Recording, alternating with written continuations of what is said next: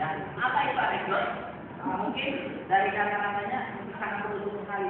Anekdot apa yang anekdot? Sebelum Pak Guru jelaskan lebih banyak lagi tentang anekdot, ya siapa yang tahu anekdot apa? Apa Mas?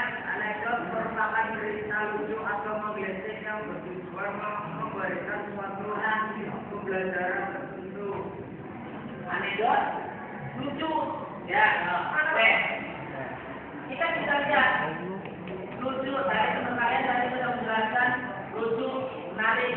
Itu ciri-ciri yang pertama lucu. Kalau tidak lucu, ya bukan anekdot. Karena syarat yang pertama itu lucu.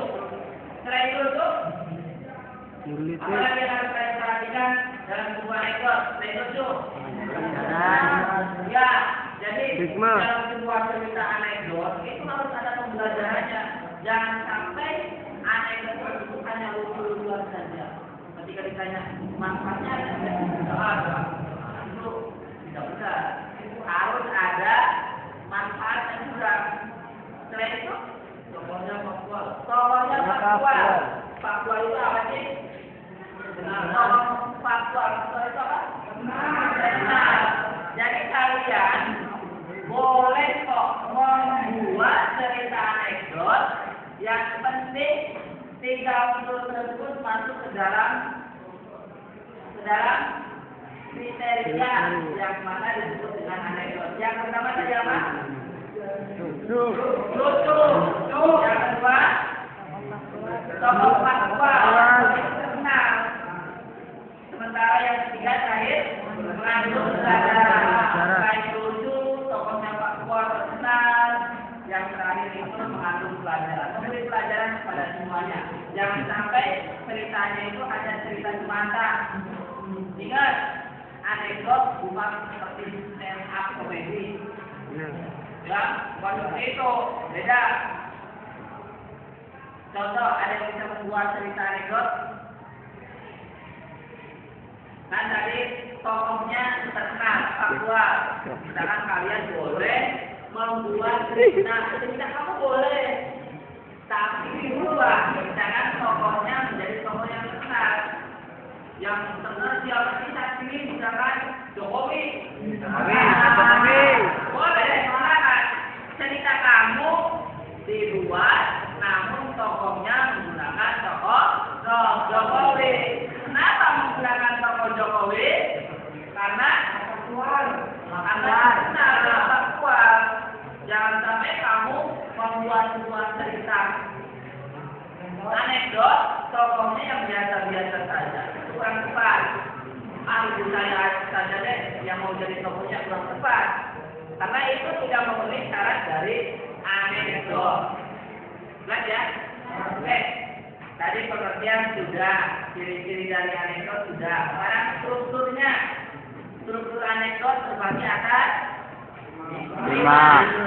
Yang pertama, abstraksi. Apa itu abstraksi?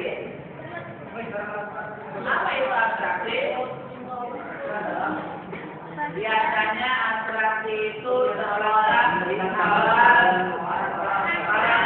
dalam sebuah cerita. Ya. Yang kedua Kak, orientasi itu apa? Apa? Bagian yang menunjukkan awal kejadian. Bagian awal suatu cerita, permasalahannya, abstraksi, orientasi, terus Kritik itu apa?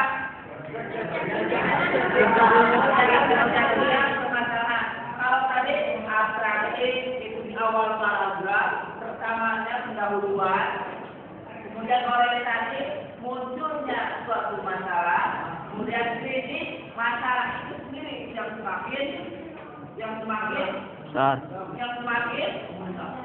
Ya, semakin klimaks, artinya masalahnya semakin besar. Abstraksi, orientasi, kritik, yang keempat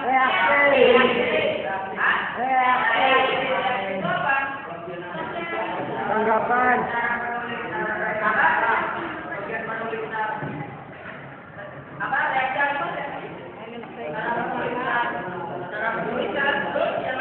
Tanggapan.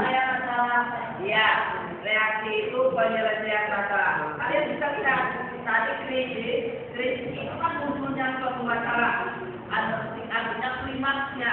Kemudian di reaksi itu penyelesaian sudah mulai turun. Dan di akhir struktur anekdot yang terakhir itu apa? Oda itu apa? Oda itu apa? Akhir cerita.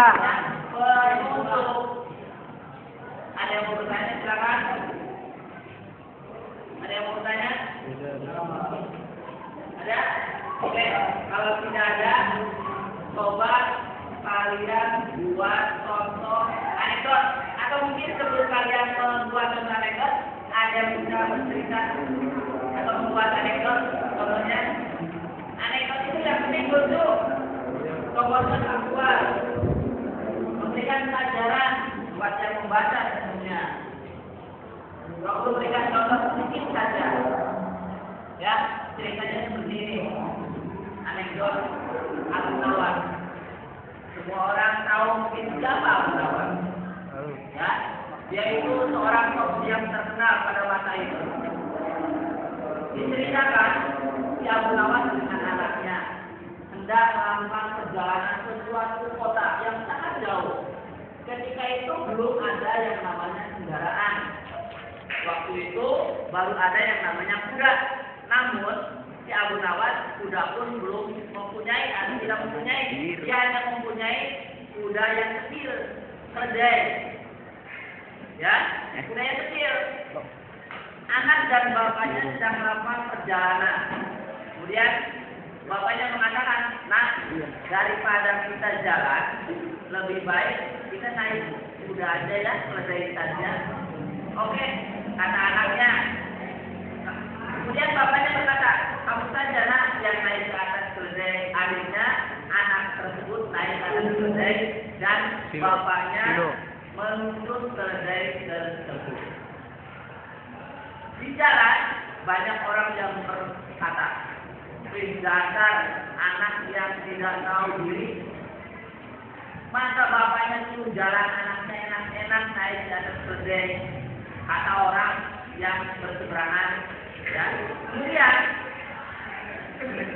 Kemudian bapaknya berpikir juga, iya ya, mantap. Ya udah deh, nah sekarang bapak yang naik di atas kuda, kamu yang di bawah yang nuntut.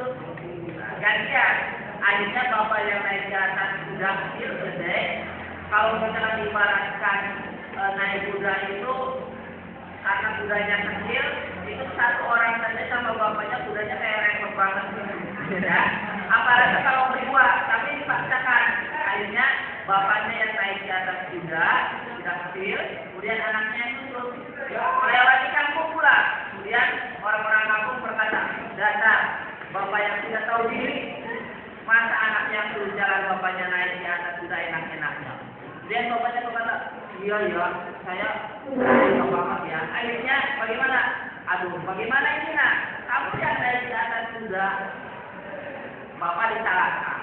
Bapak yang naik di atas kuda, bapak disalahkan. Terus bagaimana pak? Nah, baiknya pagi aja pak, kata anaknya.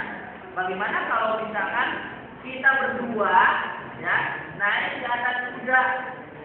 Bagaimana? Kata anaknya, ya udah. Kita naik saja berdua kuda itu, kata anaknya. Ya udah, akhirnya kuda yang sangat kecil tersebut dinaiki berdua. Padahal dinaiki sendiri aja kayak berat banget. Apalagi berdua. Ya, akhirnya dinaikilah kuda tersebut melewati sebuah kampung.